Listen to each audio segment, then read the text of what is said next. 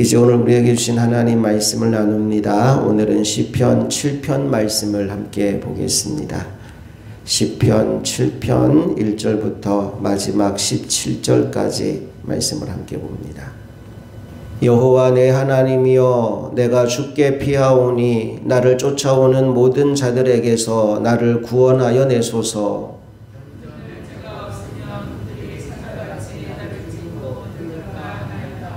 여호와 내 하나님이여, 내가 이런 일을 행하였거나 내 손에 죄악이 있거나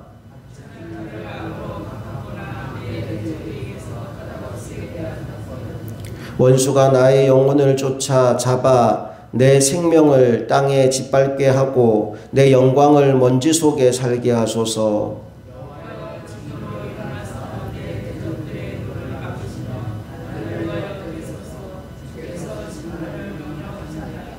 민족들의 모임이 주를 두르게 하시고 그 위 높은 자리에 돌아오소서.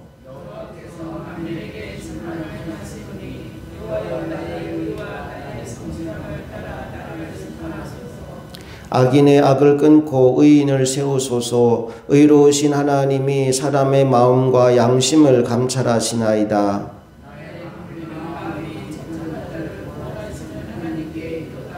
하나님은 의로우신 재판장이시며 매일 분노하시는 하나님이시로다.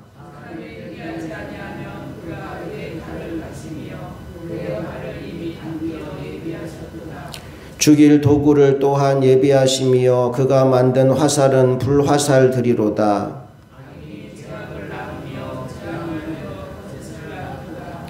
그가 웅덩이를 파 만들며 제가 만든 함정에 빠졌도다.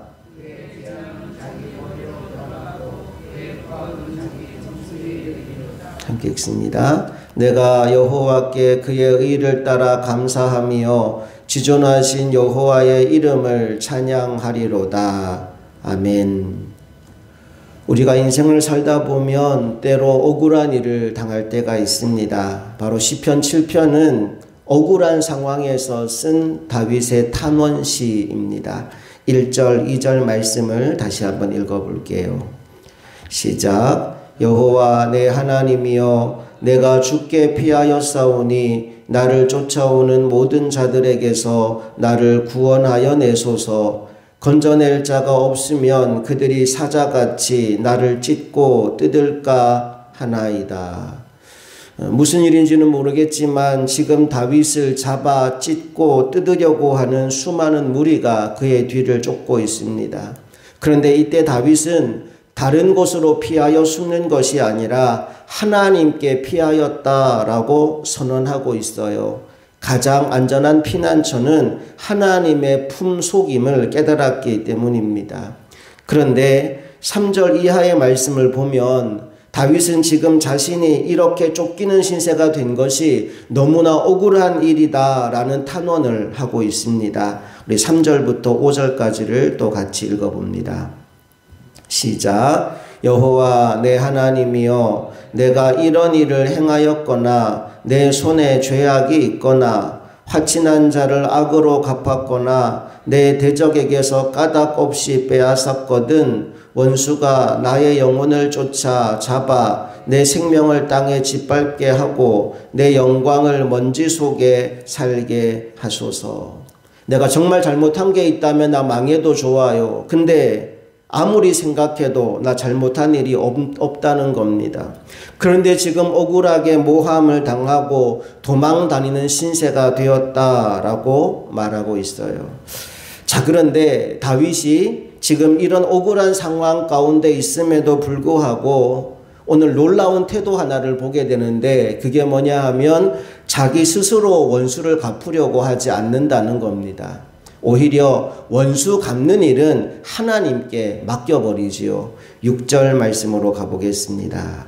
시작. 여호와여, 진노로 일어나사 내 대적들의 노를 막으시며 나를 위하여 깨소서. 주께서 심판을 명령하셨나이다. 하나님이 나 대신 내 대적과 싸워달라 기도하고 있죠. 9절 말씀도 가보겠습니다. 시작. 악인의 악을 끊고 의인을 세우소서. 의로우신 하나님이 사람의 마음과 양심을 감찰하시나이다.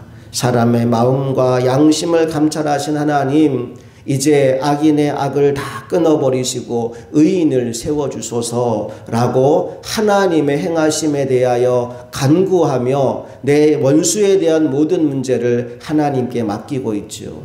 그러면서 10절 말씀에서 하나님은 나의 방패이시다라는 노래를 부릅니다. 10절도 같이 읽어볼게요. 시작. 나의 방패는 마음이 정직한 자를 구원하시는 하나님께 있도다. 1절에서는 하나님이 나의 피난처라고 노래했습니다.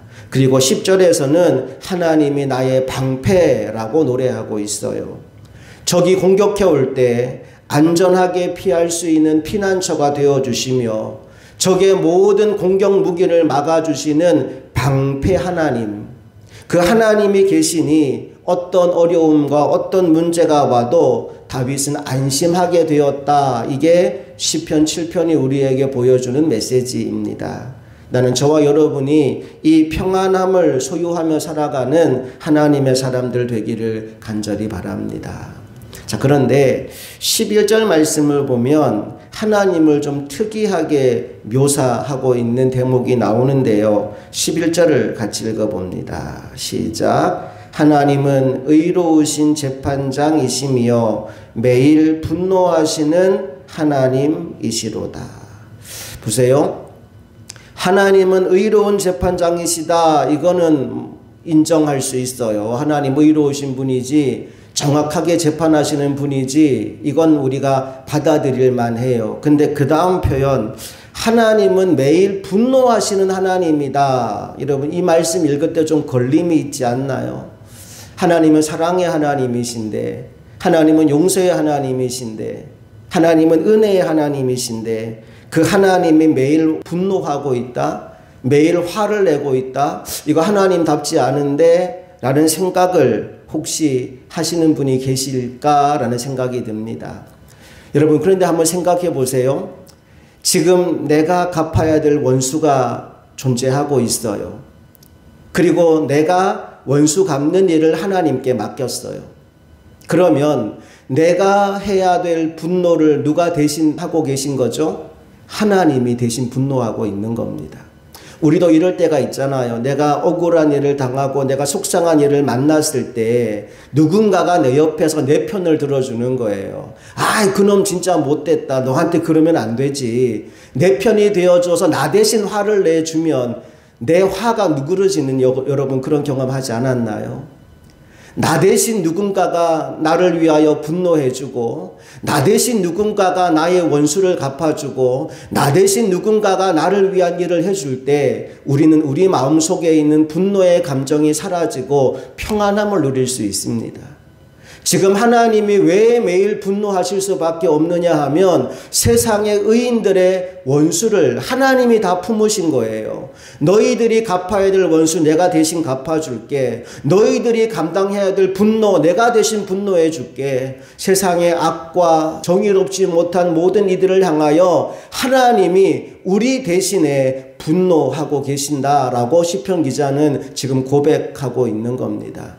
특별히 11절에서 하나님이 의로우신 재판장이신데 매일 분노하실 수밖에 없는 이유가 바로 다음 12절에 나오고 있어요. 12절 말씀, 왜 하나님이 매일 분노할 수밖에 없는지 함께 읽어볼게요. 시작. 사람이 회개하지 아니하면 그가 그의 칼을 가시며 그의 활을 이미 당기어 예비하셨도다.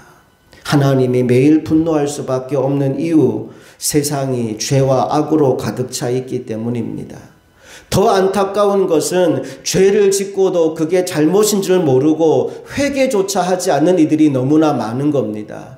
그래서 하나님이 우리 대신 분노할 수밖에 없다라고 말씀하고 있는 거죠. 사랑하는 여러분, 이제 오늘 우리의 삶을 한번 돌아보기를 원합니다. 혹시 우리가 하나님을 분노하게 하는 삶을 살고 있지는 않을까? 저와 여러분이 혹시나 그런 삶을 살고 있다면 먼저 회개하는 인생이 될 수 있기를 원합니다. 죄를 짓고도 회개하지 않는 이들 때문에 하나님이 매일 분노할 수밖에 없다면 저와 여러분은 회개함으로 하나님을 웃게 만드는 사람으로 살아가게 되기를 간절히 소망합니다. 오늘 말씀을 좀 정리할까요? 오늘 다윗은 하나님을 향하여 하나님은 이런 분이다라고 고백하는 대목 첫 번째가 뭐였느냐 하면 하나님은 나의 피난처라고 고백했습니다. 두 번째는 뭐라고 했느냐 하면 하나님은 나의 방패라고 했습니다. 그래서 내 모든 원수 갚는 일을 하나님께 맡기고 나는 평안함을 누린다라고 선언했습니다. 오늘 저와 여러분이 그런 하루를 살아가게 되기를 원합니다. 인생 가운데 여러 가지 어려움과 문제와 때로는 억울함과 때로는 속상한 일을 당할 때가 있지만 그때마다 그 분노의 감정을 내가 품고 살아가는 것이 아니라 하나님이 나의 피난처이시지, 하나님이 나의 방패이시지, 그러니까 나는 내 모든 원수 갚는 문제 하나님께 맡기고 하나님이 주는 평안함을 누릴 거야. 이 마음으로 이 새벽 기도의 자리에 나아가는 우리 모두가 되기를 소망합니다. 그리고 하나님이 매일 분노하지 않으시도록 이 땅이 의로워지고 이 땅에 악이 소멸되고 하나님의 뜻이 하늘에서와 같이 이 땅에서도 이루어질 수 있도록 늘 기도하는 사람으로 살아가는 믿음의 용사들 다 될 수 있기를 간절히 바랍니다. 함께 기도하시겠습니다.